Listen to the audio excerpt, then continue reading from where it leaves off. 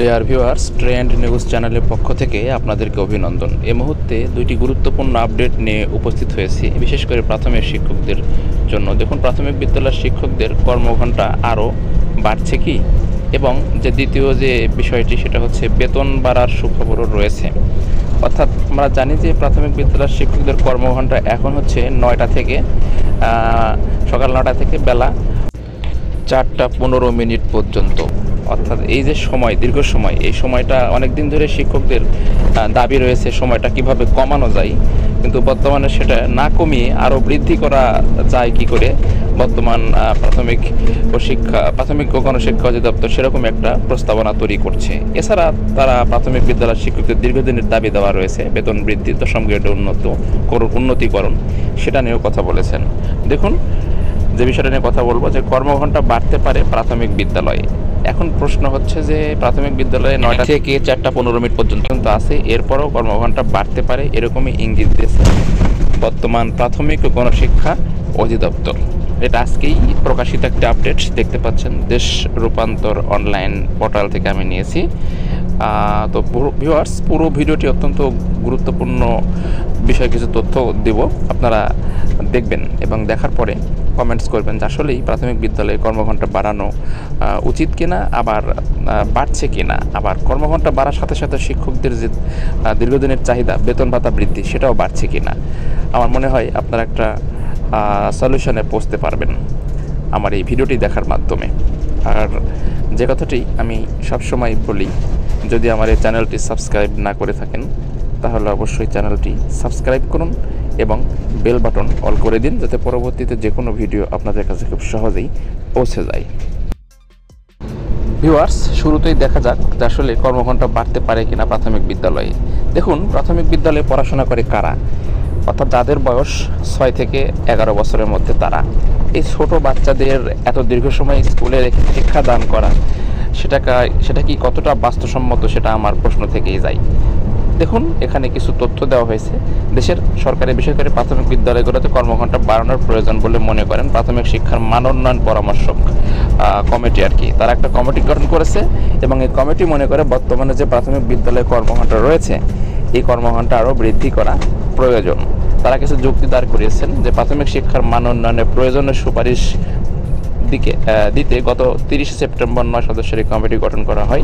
ব্র্যাক বিশ্ববিদ্যালয়ের ইমেরিটাস অধ্যাপক মঞ্জুরুল আহমেদকে প্রধান করে এই কমিটি সাধারণত গঠন করা হয়েছে। এখন এই কমিটির কাজ হচ্ছে প্রাথমিক শিক্ষার মান নিয়ে গবেষণা করা, এবং এই গবেষণা করতে যে তাদের কাছে মনে হয়েছে বর্তমানে যে কর্মঘণ্টা রয়েছে সেটা নিরসন করতে হবে। শুধু কর্মঘণ্টা নয়, দেখুন, শিক্ষক সংকট নিরসন, শিক্ষকদের যথার্থ প্রশিক্ষণ, বেতন বৈষম্য দূর করা সহ নানাবিধ নিয়ে কাজ করছে কমিটি। কমিটির সুপারিশগুলোর মধ্যে অন্যতম গুরুত্বপূর্ণ প্রাথমিক শিক্ষকদের বেতন ভাতার অসঙ্গতি দূর করা। এখানে কিন্তু পরিষ্কার করে বলেনি দশম গ্রেডে দেওয়া হবে, কিন্তু প্রাথমিক শিক্ষকদের যে বেতন ভাতার একটা অসঙ্গতি রয়েছে সেই দূর করাটা বা সেই অসঙ্গতিটা দূর করা নিয়েও এই কমিটি কিন্তু কাজ করছে। ভিউয়ার্স, এই ভিডিওটি যখন আমি করছি তখন আমি বাসে ভ্রমণ করছি, যার জন্য কিছু ব্যাকগ্রাউন্ড বাজে সাউন্ড আসছে, একটু কষ্ট করে হলো ভিডিওটি দেখবেন। এখন প্রশ্ন হচ্ছে, আসলে আপনারা প্রাথমিক বিদ্যালয়ে কর্মঘণ্টার চিন্তার আগে আমার মনে হয় প্রাথমিক শিক্ষকদের জীবনযাত্রার মান নিয়ে চিন্তা করুন, এটা আমার ব্যক্তিগত অভিমত। আচ্ছা, আরেকটু দেখা যাক যে দেশের 80% প্রাথমিক বিদ্যালয় 2 শিফটে চলে। হ্যাঁ, ভালো কথা, কারণ অবকাঠামো নেই, তাহলে কয় শিফটে চলবে? প্রাথমিক বিদ্যালয়ের শিক্ষণ ঘণ্টাও পৃথিবীর অন্যান্য দেশের তুলনায় অনেক কম। অন্যান্য দেশের তুলনায় আমাদের দেশের শিক্ষণ ঘণ্টা অনেক কম। কর্মঘণ্টা বাড়াতে দীর্ঘমেয়াদী পরিকল্পনা গ্রহণের সুপারিশ করেন তারা। এটা সত্য কথা। অন্যান্য দেশে প্রাথমিক বিদ্যালয়ের একজন শিক্ষক অনেক ট্রেনিংপ্রাপ্ত শিক্ষক। তারা শিক্ষার্থীদের শুধুমাত্র যে পড়াশোনা করে তা কিন্তু না, বাস্তব জীবনের বিভিন্ন জ্ঞান, বিভিন্ন বাস্তব জীবনে চলাফেরা করতে যে প্র্যাকটিক্যাল বিষয়গুলো তারা তাদেরকে হাতে কলমে শেখায়। আর যার জন্য তাদেরকে দেখা গেল সকাল 7টা থেকে অনেক সময় হয়তো বাংলাদেশের তুলনায় বেশি প্রাথমিক বিদ্যালয়ে রাখা হয়। কিন্তু বাংলাদেশের শিক্ষকরা কী করেন? বাংলাদেশের শিক্ষকদের ওইভাবে ট্রেনিং করানো নাই। এনারা শুধুমাত্র বইয়ে যে পড়াটা আছে ঠিক সে পড়াটাই প্রাথমিক বিদ্যালয়ে করাই। আর এই বইয়ের পড়া সম্পূর্ণ করানোর জন্য আমার মনে হয় বর্তমান সময়টায় অনেক বেশি সময় এর থেকে বৃদ্ধি করার আমার মনে হয় না প্রয়োজন আছে।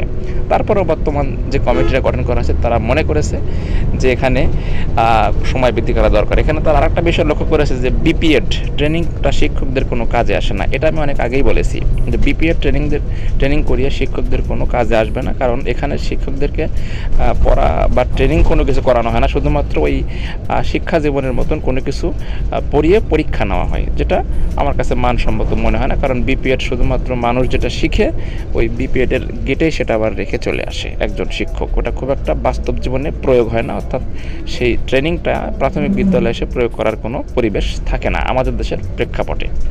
এখন প্রশ্ন হচ্ছে, আমি যেটা বলবো যে এখানে শিক্ষকদের মান উন্নতি করতে গেলে আপনাকে শিক্ষকদের মধ্যে প্রতিযোগিতা সৃষ্টি করতে হবে, অর্থাৎ একটা শিক্ষক বছর শেষে তার পারফরমেন্সের উপর একটা পারিশ্রমিক পাবে, অথবা তার A grade, B grade, C grade, এই কোয়ালিটি আপনি যদি ধারণ করতে পারেন যে এ গ্রেডের শিক্ষকরা একটু বেশি সুবিধা পাবে বিভিন্ন দিক থেকে, বি গ্রেডের শিক্ষকরা এ গ্রেডের থেকে একটু কম পাবে, সি গ্রেডের শিক্ষকরা আরেকটু কম পাবে, এরকম যদি আপনি প্রতিযোগিতা সৃষ্টি করতে পারেন তাহলে আমার বিশ্বাস এগুলো এই বিপিএড ট্রেনিং করানোর দরকার নেই।